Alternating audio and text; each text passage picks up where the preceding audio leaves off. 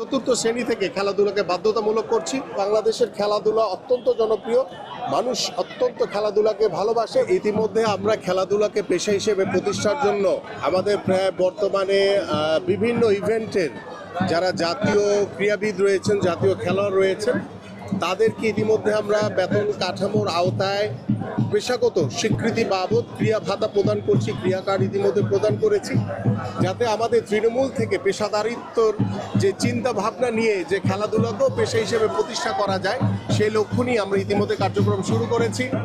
পাশাপাশি সকল খেলার মূল উৎস হচ্ছে মাঠ।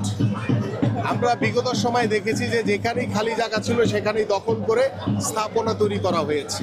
বাট আমাদের বর্তমান সরকার, আমাদের মাননীয় প্রধানমন্ত্রী, তিনি বারবার নির্দেশনা দিয়েছেন এবং আমাদের সকল মন্ত্রী, সংসদ সদস্য যারা রয়েছেন তাদের সবাইকে বলা হয়েছে যে আমরা যেখানে খালি জায়গা পাবো সেখানে খেলার উপযোগী একটি মাঠ তৈরি করে আমাদের কিশোর কিশোরী, আমাদের ভবিষ্যৎ প্রজন্মের জন্য যাতে একটি সুন্দর পরিবেশ তৈরি করে দিতে পারি, খেলার উপযোগী মাঠ তৈরি করতে পারি, সেই লক্ষ্য নিয়ে ইতিমধ্যে আমাদের 300 জন যে সংসদ সদস্য রয়েছে, আমাদের সকল স্থানীয় যে নেতৃবৃন্দ রয়েছে, আমাদের সকল ডিসি মহোদয় যারা রয়েছেন, আমাদের ইউনোরা যারা রয়েছেন, প্রত্যেকের কাছে ইতিমধ্যে একটি নির্দেশনা দেওয়া হয়েছে যে আমাদের 4599টি ইউনিয়ন রয়েছে, প্রত্যেকটি ইউনিয়নে আমরা একটি করে খেলার মাঠ তৈরি করতে চাই এবং সেই খেলার মাঠ তৈরির মাধ্যমে আমরা বিশ্বাস করি আজকে যেমন ঝিনাইদহের যে জেলা স্টেডিয়ামে যে দর্শকদের যে উপচে পড়া ভিড়, তাতেই প্রমাণ হয় যে বাংলাদেশের খেলাধুলা অত্যন্ত জনপ্রিয়, মানুষ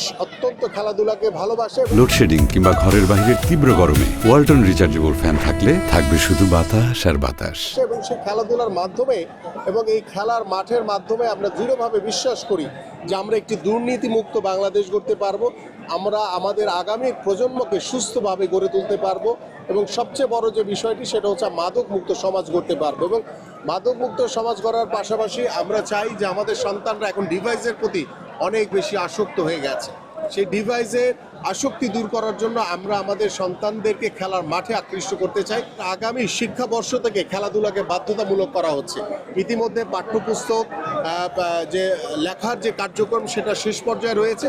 ইনশাল্লাহ নেক্সট যে আমাদের যে 27-এর যে জাতীয় শিক্ষাক্রম, সেখানে চতুর্থ শ্রেণী থেকে খেলাধুলাকে বাধ্যতামূলক করছি। অলিম্পিকের মতো বড় আসরে আমরা যাতে পদক অর্জন করতে পারি, ইনশাআল্লাহ আমাদের একটি সুন্দর সমাজ এবং আমাদের যে নীতি নৈতিকতা, সামাজিক মূল্যবোধ ফিরে আনার জন্য খেলাধুলা একটি মুখ্য ভূমিকা পালন করবে।